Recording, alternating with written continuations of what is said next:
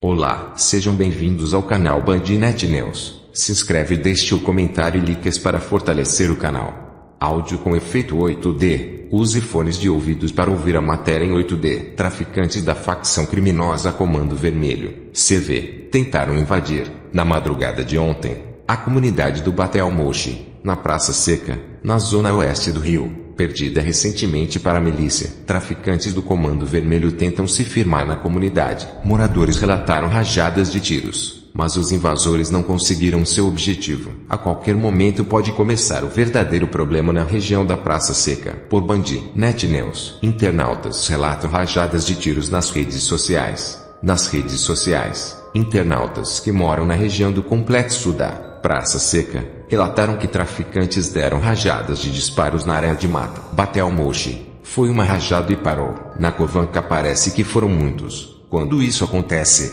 são bandidos do Lins, tentando passar para cá pela mata. Escreveu SIC. É o caso, por exemplo, da Grande Jacarepaguá, na zona oeste do Rio, que convive com uma sangrenta guerra entre milicianos e traficantes do Comando Vermelho, CV, há mais de um ano. As informações anônimas passadas refletem essa realidade. Na Praça Seca, também na região oeste, principal palco da disputa por território, as denúncias quase triplicaram na comparação entre 2019 e o ano anterior. Foi o maior crescimento registrado pelo levantamento, com 376 relatos. O bairro aparece em quarto lugar no ranking, e surge na primeira posição em um levantamento feito pelo canal com base em dados do IBGE dos bairros, relacionando os relatos anônimos por cada 50 mil moradores das áreas estudadas. Em números absolutos, Jacarepaguá aparece na ponta do ranking, com 680 denúncias, mais que o dobro na comparação com 2018. O consultor Vinicius Cavalcante,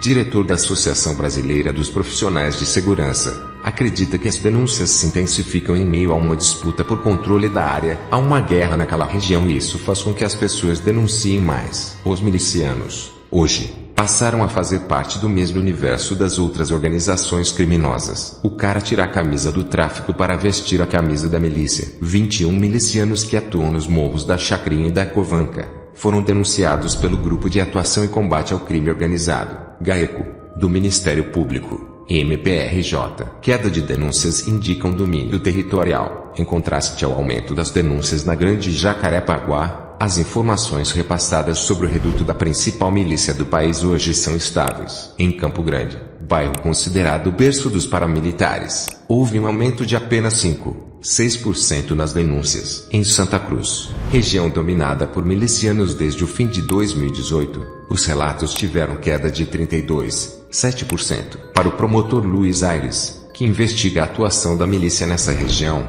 isso não é coincidência. O índice indica o domínio absoluto do território. A milícia dominou a área, controlando o tráfico de drogas e todas as atividades econômicas. A polícia não entra. A assessoria de imprensa da Secretaria de Estado de Polícia Militar informou que policiais militares do 18º Indicador Ordinal Masculino BPM, Jacarepaguá, foram acionados para verificar disparos de armas de fogo na região de Mata da Favela. Buscas foram realizadas na região e não houve registro de prisões, apreensões ou confrontos envolvendo militares. Entendo o conflito. Um ex-traficante que era da tropa do Marreta, o traficante Luiz Cláudio Machado, vulgo Marreta, CV, e pulou para a milícia achando que ia se tornar um rei na Praça Seca, na zona oeste do Rio, que na época estava muito insatisfeito com a administração do CV na comunidade. Ele aceitou a oferta dos milicianos, e foi responsável por recrutar traficantes insatisfeitos para o grupo paramilitar. Para retomar as comunidades, conhecido pelos apelidos de Jamaica e o Pezão, ele invadiu redutos do CV como Barão, Covanca, Divino, Menezes e São José Operário e expulsou os traficantes. O CV, no entanto, reagiu e teria retomado ao menos a Covanca. Há suspeitas de que Jamaica tinha se aliado à tropa do Horácio Souza Carvalho, miliciano que comandava várias favelas da Praça Seca e Jacarepaguá e que está preso desde o ano passado, sendo condenado recentemente. Teria o apoio também de Wellington da Silva Braga, o ECO, da Liga da Justiça e da Milícia do Morro do Fubá, em Cascadura. Prisão de Jamaica. Identificado como Flávio Jesuíno Frazão, o Jamaica, de 40 anos. Junto com ele foi apreendida uma pistola Glock 9mm com numeração suprimida e com um carregador alongado. 3 carregadores de fuzil municiados com 43 munições de fuzil calibre 762, um porta-carregador de pistola e 3 granadas, além de quantia em dinheiro e anotações referentes à movimentação financeira do grupo miliciano. Após a prisão do Jamaica, em 2019, o líder que pulou do bonde do Marreta e colocou a milícia por lá, eles entendem que qualquer um pode ser capturado ou morto, sem a ajuda da liderança da milícia. Além de boatos que estão recebendo pouco para ficar organizando a milícia dentro do morro, e não estão recebendo armamento para proteger a comunidade do CV. Existem milicianos que negociaram por lá na hora da invasão, levando fuzis, dinheiro e comparsas para fechar com eles nas ações. Estranho que, após o golpe que o CV tomou, a facção estava decidida em não aceitar novamente os insatisfeitos, mesmo prometendo fuzis, dinheiro e qualquer forma de confiança. Mas sabemos que os frentes da guerra pela Praça Seca são diferentes dos frentes da Zona Norte,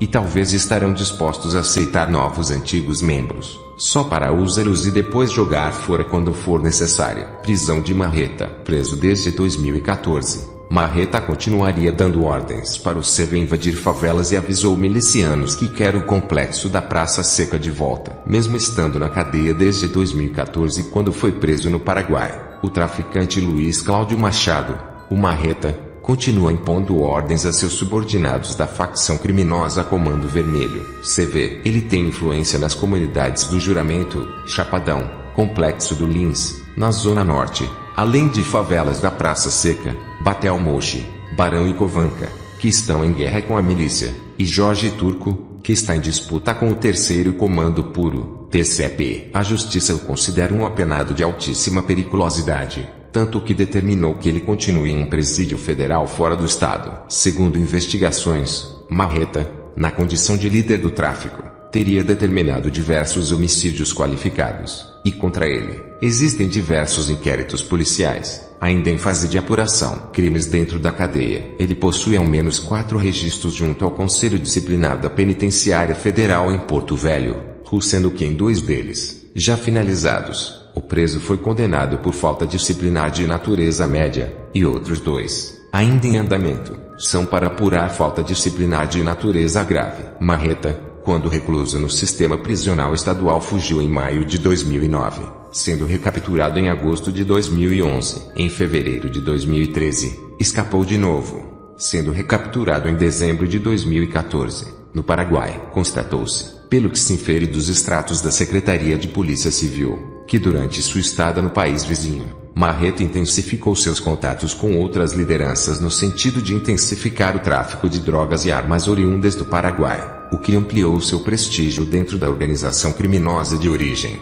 O CV. Observou-se que além do seu histórico de evasões no sistema estadual, o que por si só aponta para uma personalidade obstinada ao crime de caráter indisciplinado, Marreta, mesmo custodiado em unidade prisional federal, não alterou sua postura, dada a informação do Departamento Penitenciário Nacional do elevado número de procedimentos disciplinares envolvendo Luiz Cláudio Machado. Este comportamento não só reforça que o seu período de permanência em unidade federal se mostrou necessário, como permite entender que a prorrogação desta permanência se faz altamente necessária, dado que o espírito audaz e voltado à prática delituosa permanece inabalável. Revelam os autos. Marreta apresentaria um perfil extremamente perigoso e ousado, com grande influência no seio de sua organização, ainda que recluso, sendo esta, inclusive, uma das razões que ensejaram sua transferência para a unidade prisional federal. Farra de advogados. O traficante possui um total de 15 advogados lhe visitando na cadeia, o que lhe exige uma condição financeira incompatível com sua situação financeira atual, o que levanta a suspeita de que ele continua auferindo lucros com atividades do crime organizado. Fuzis enviados para a Zona Sul.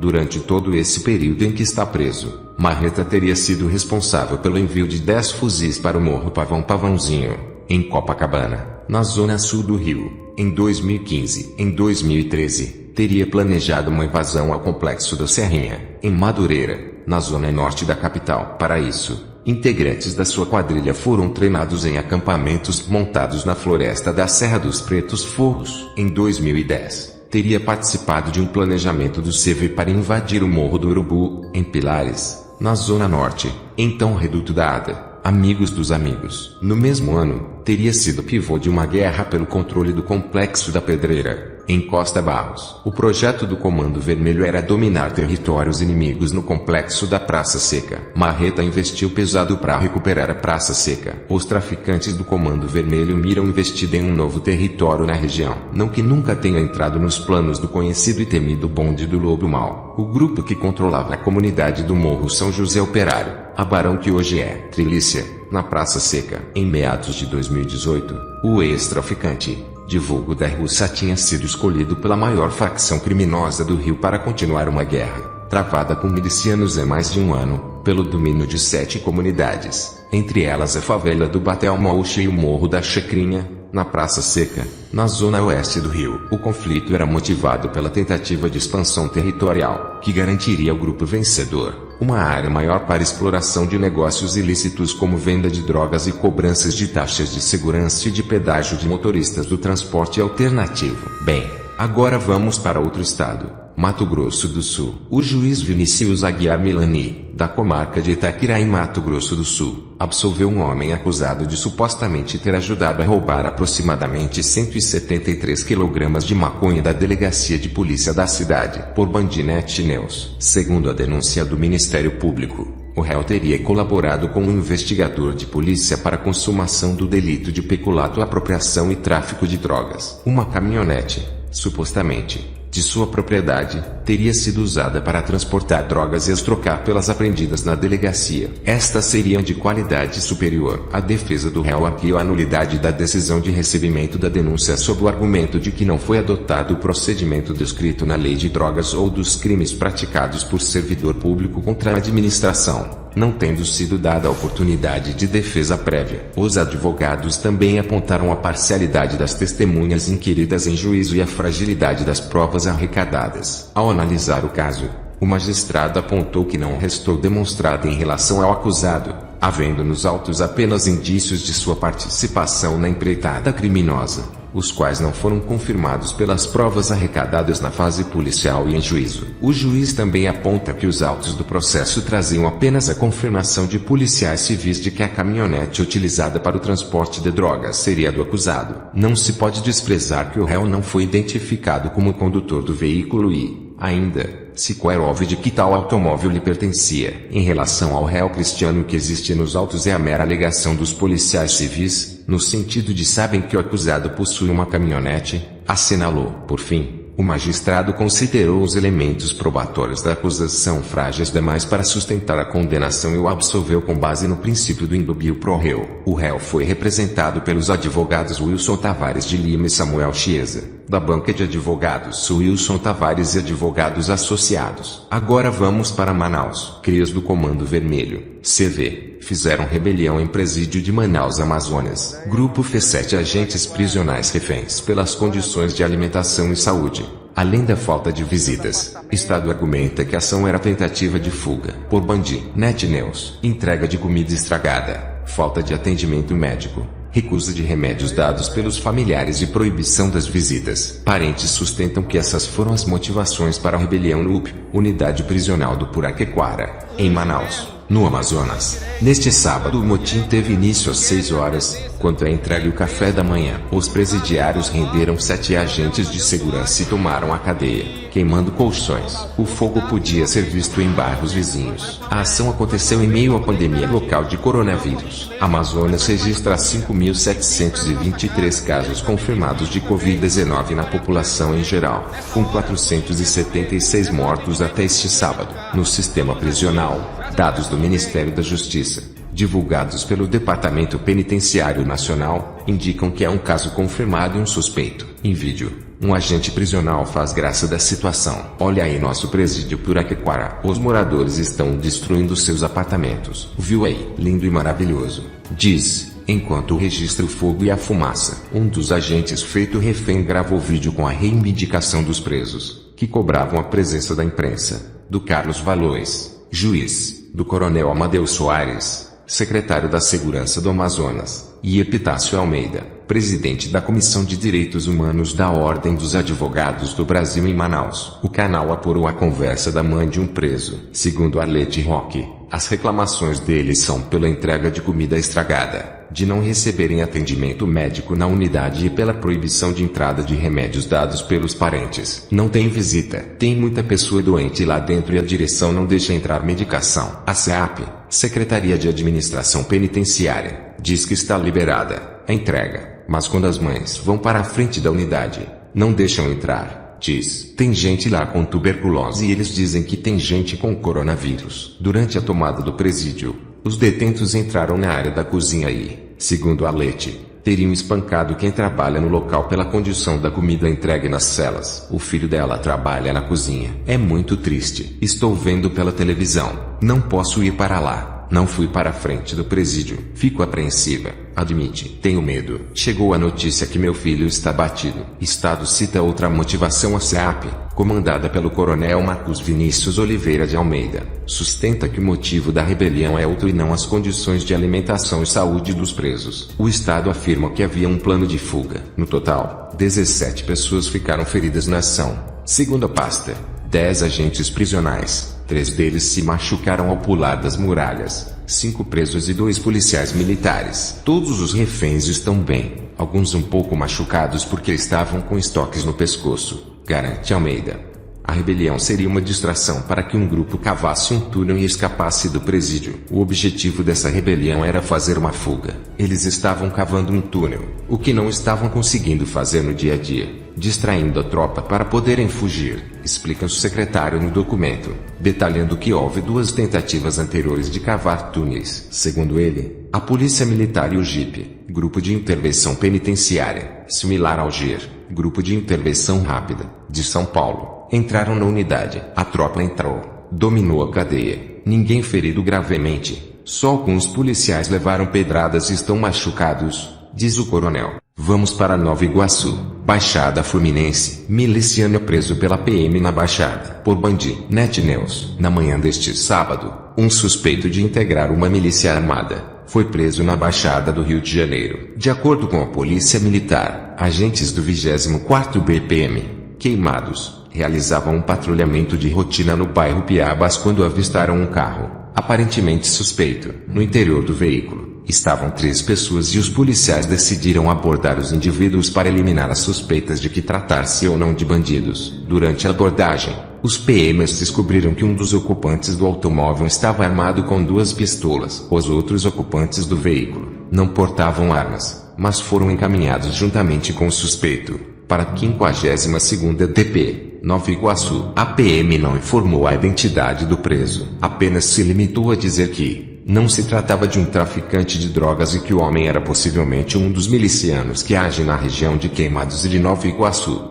Os agentes descobriram que ele tinha um mandado de prisão em aberto por uma condenação. Já sobre as outras pessoas que estavam no interior do carro, não foi informado se havia alguma mulher ou se eram todos do sexo masculino. Agora vamos falar sobre apreensões no Paraguai. Mais de 130 fuzis desmontados são apreendidos no aeroporto Guarani, no Paraguai, por Bandnet News. Uma grande quantidade de peças de fuzis AR-15, de importação proibida pelo Paraguai. A apreensão aconteceu depois que autoridades detectaram as armas no aeroporto Guarani, em Mingaguaçu. Com as peças, seria possível montar mais de 130 fuzis semiautomáticos, calibre 223. A carga, procedente de Miami, Estados Unidos, comprova que o Departamento Paraguaio de Alto Paraná continua sendo a rota utilizada para o tráfico internacional de armas, com destino ao mercado brasileiro. As peças bélicas, que na documentação figuravam como ferramentas, foram importadas pela empresa BRL American Import,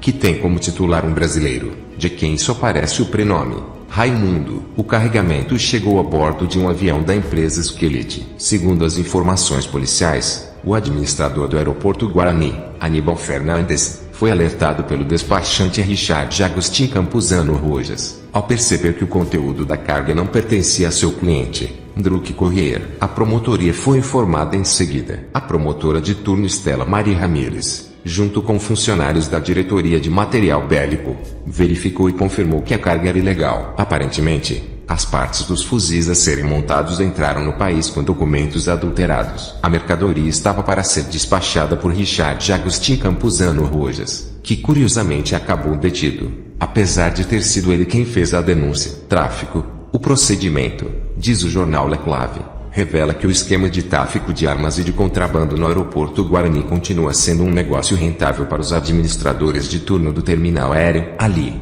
aduaneiros, policiais, militares, funcionários da DINAC, das migrações e até agentes da Secretaria Nacional Antidrogas estariam enriquecendo com a cobrança de propinas em troca de permitir o ingresso de todo tipo de mercadorias sem a devida documentação. Laclave lembra que, na semana passada, um parceiro foi sequestrado depois que deixou de fazer a entrega de 3 metralhadoras AK-47 a um grupo criminoso do Brasil. O tenente da Marinha Gilberto Del Pilar Espinosa Mato, suspeito do sequestro, que terminou só com ameaças de morte ao parceiro, foi preso sob acusação de proteger os traficantes de armas do PCC. Lembra o jornal, ainda, que no centro de Ciudad Oeste funcionam várias lojas que comercializam todo tipo de elementos bélicos. Apesar de estar em vigor uma resolução da Diretoria de Material Bélico, desde o ano passado, os empresários deste ramo negociam sem nenhum tipo de impedimento, graças à permissividade dos aduaneiros e de representantes de outras instituições no aeroporto Guarani e outras dependências oficiais. Agora vamos para a zona oeste do Rio de Janeiro.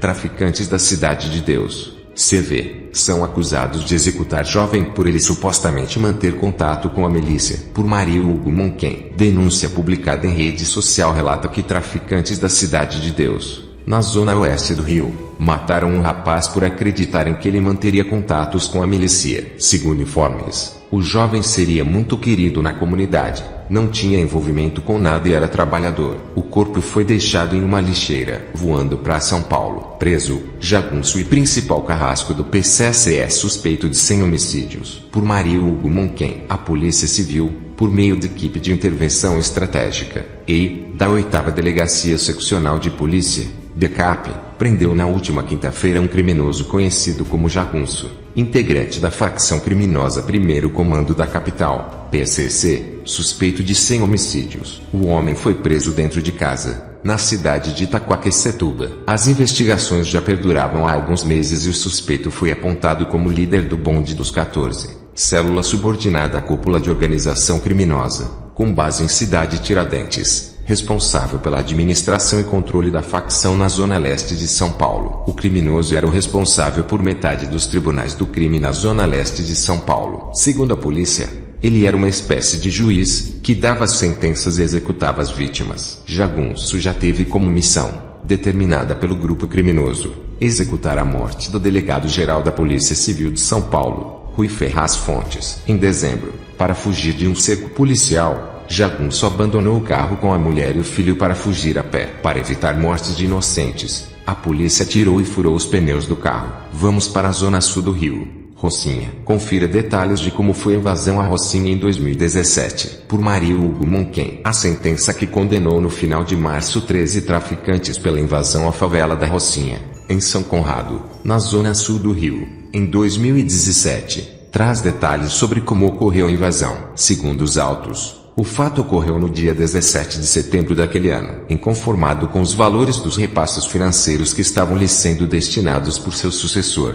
Rogério Avelino da Silva, Rogério 157. O traficante Antônio Francisco Bonfim Lopes, no NEM, planejou a mudança de comando, com a retirada de Rogério da chefia do tráfico local. Para tal finalidade obteve o apoio de outras lideranças da organização criminosa DA, Amigo dos Amigos, como Leonardo Miranda da Silva, o Empada, chefe da comunidade de São Carlos, o terceiro denunciado, Emerson Brasil da Silva, o Raro, líder da comunidade da Pedreira, e seu Luiz Rodrigues, o Celcinho da Vila Vintém, que controla a Vila Vintém. Os três concordaram em enviar homens armados para invadir a comunidade da Rocinha e retirar do comando Rogério Avelino da Silva. Na madrugada do dia 17 de setembro, traficantes na comunidade de São Carlos com outros integrantes do tráfico local, se dirigindo em veículos roubados para a Rocinha a fim de realizar a invasão. Os traficantes invasores entraram na Rocinha pela Estrada da Gávea e pelo Valão, sendo guiados por membros do tráfico da Rocinha que estavam descontentes com o comando de Rogério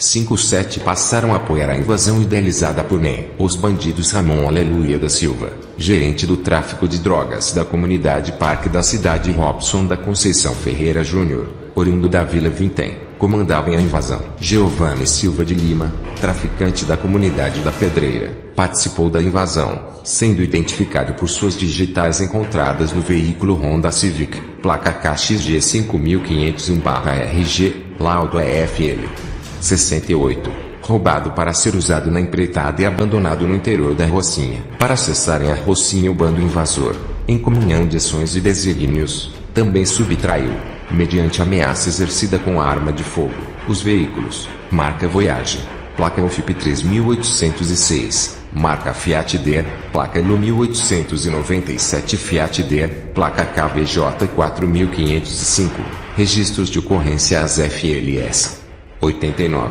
97 e 109. Outros criminosos, integrantes do tráfico de entorpecentes da Rocinha, deram apoio à invasão, guiando os traficantes das comunidades da Pedreira, Vila Vintém e São Carlos pelos becos e vielas e atuando no confronto armado contra os outros membros do tráfico liderados por Rogério 157. Rogério, ao ser avisado da invasão, comandou o revide com os traficantes que lhe davam apoio, iniciando o violento confronto armado. Na verdadeira guerra instalada na Rocinha, o bando aliado Antônio Francisco Bonfim Lopes, da Rocinha, e chefiado por Rogério 157 utilizaram armas de uso restrito, sendo apreendidos na Rocinha 7 fuzis, 10 pistolas e uma submetralhadora. No confronto, foi baleado um traficante conhecido como Parazinho da Lança. Ele foi colocado em um caminhão e os traficantes determinaram que fosse levado a um hospital, que, apesar de tentar se passar por vítima de bala perdida na unidade de saúde, foi identificado como um dos integrantes da quadrilha,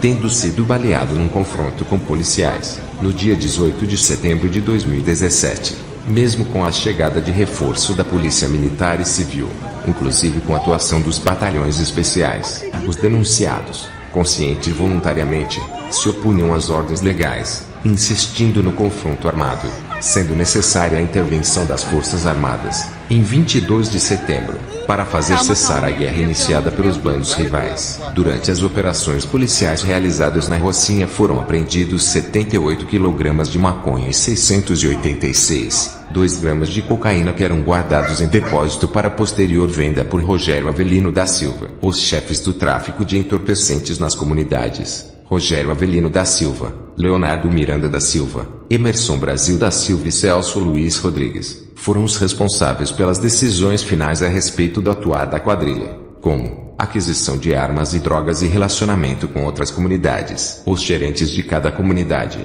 como Jailson Barbosa Marinho e José Carlos de Souza Silva, administravam os pontos de vendas de drogas, bocas de fumo, controlam as frequências e pagamento dos subalternos e coordenam os soldados do tráfico. Os soldados do tráfico, como Lázaro Lima Jorge, Josué Neves Alves e Felipe Melo de Assis Braga, foram os encarregados de apresentar resistência armada a investidas policiais na comunidade, atuando para proteger tanto os pontos de venda de drogas, como também as lideranças criminosas, em uma espécie de segurança pessoal dos mesmos. A invasão da Rocinha no dia 17 de setembro demonstra a estrutura organizada da DA, seu poder bélico e de articulação, demonstrando que configura uma organização criminosa e não apenas uma associação. O material, obtido através das declarações de testemunhas e laudos periciais, comprovou que a organização tinha por finalidade o tráfico de entorpecentes, individualiza a função de cada um dos denunciados e demonstra sua intensa atividade. Após a invasão da Rocinha, comunidades de São Carlos e da Pedreira migraram para a facção criminosa Terceiro Comando Puro. Após a Rocinha ter migrado para o Comando Vermelho, a Vila Vintém permaneceu com a ADA. Em depoimento, NEM afirmou que não teve nenhum tipo de envolvimento com os fatos narrados na denúncia, que havia mais de 11 dias que não recebia visita, que não tinha mais envolvimento nenhum com as pessoas da Rocinha, que não conhecia os jovens denunciados, que alguns jovens denunciados eram crianças na época em que foi preso, que somente conhece uma pessoa denunciada, pois esteve com ele no presídio. Ele disse acreditar que os fatos lhe foram imputados por notícias veiculadas na mídia, que a mídia jamais deixará de vender uma boa história pela verdade. Celcinho da Vila Vintém disse na época que por estar preso, seria impossível se comunicar com qualquer pessoa relacionada à invasão da Rocinha, que estava em cumprimento final de pena e o feito seria apenas para impedir que ganhasse a liberdade. Antônio Francisco Bonfim Lopes, o NEM, e Rogério Avelino da Silva, o Rogério 157, foram condenados pela justiça a 15 e 37 anos e 6 meses, respectivamente, de prisão. Seu Sinho pegou 15 anos. Gostou do vídeo? Se possível, ative o sininho e compartilhe nas redes sociais para ajudar no